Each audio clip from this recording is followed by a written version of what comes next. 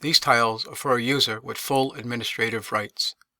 Administrative roles include users with full access and/or partial rights such as managing users, information contributors, and reporting. Each tile takes the user to a specific function or feature within NanoLearn. The number of tiles automatically adjusts as user rights are defined by an administrator. Users with the associated rights have the ability to create learning objects, provide additional organizational capabilities such as categorization, or creating collections of objects, managing, assigning, and archiving users, along with viewing results and reports and the dashboard. Each tile feature is described in more detail with the following screens.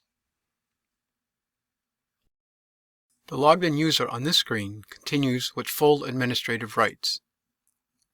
To simplify the user interface, the tiles are represented as icons at the top of the SharePoint web part, and each function is still available via a single click. In this example, the user has clicked on the Create Nano Object tile, which presents the user experience for creating a learning object out of a nugget of content residing in SharePoint.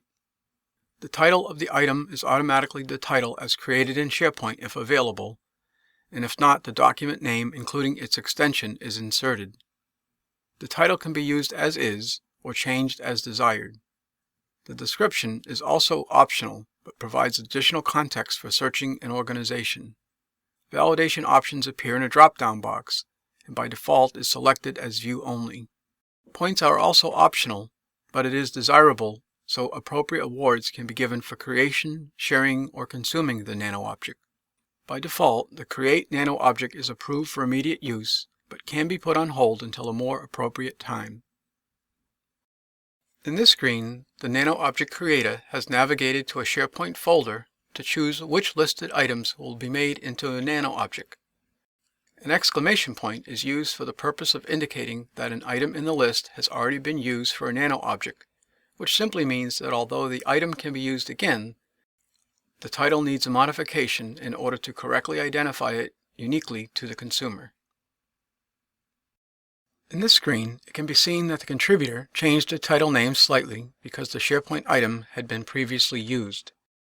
A short description has been entered, a quiz added as a knowledge check or validation, and 5 Nano points have been assigned to the Nano object.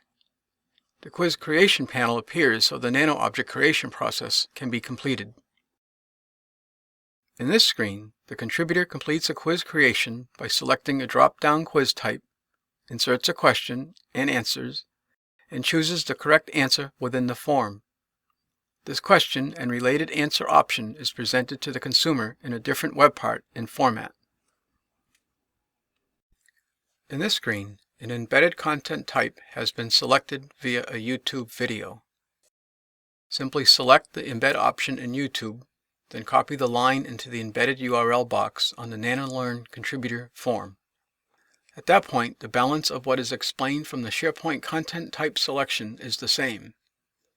This screen also shows the various validation types that are available.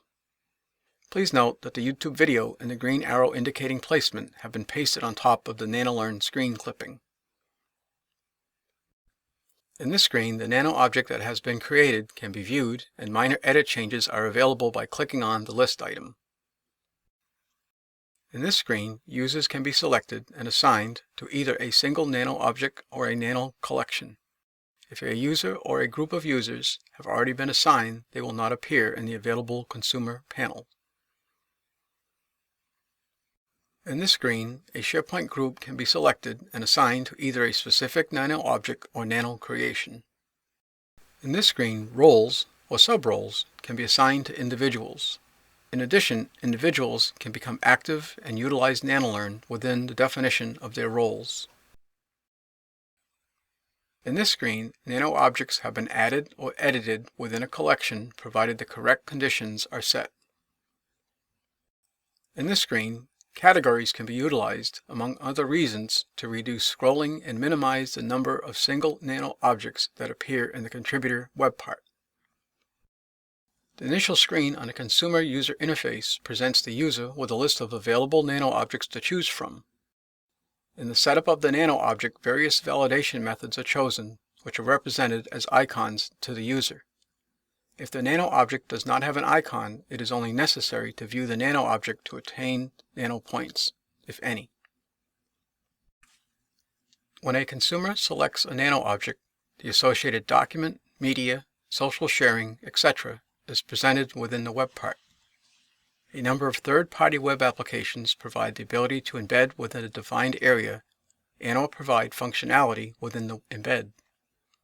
Yammer provides an embed function with the ability to continue the discussion within the embed versus exiting to full screen. A user can open Yammer in full screen by selecting Discussion instead of entering information in the Yammer provided text input box. This screen shows one of the supplied reports, a pie chart, showing the status of a specific individual. In this screen, what is being shown is the ability to not only use the reports that come with NanoLearn, but to add additional reports. Reports can be created by any tool that can produce RDL or RDLC in a native way, then added to NanoLearn. Likewise, reports can also be created in an external reporting tool provided they can pass the correct data and are available via a URL location. This screen is a snapshot of short-term activity in a dashboard. Various items shown are the consumer activity for the current day and the number of mobile users along with the activity from contributors. In addition, Nano object completions and creations are shown for a period of the last 7 days.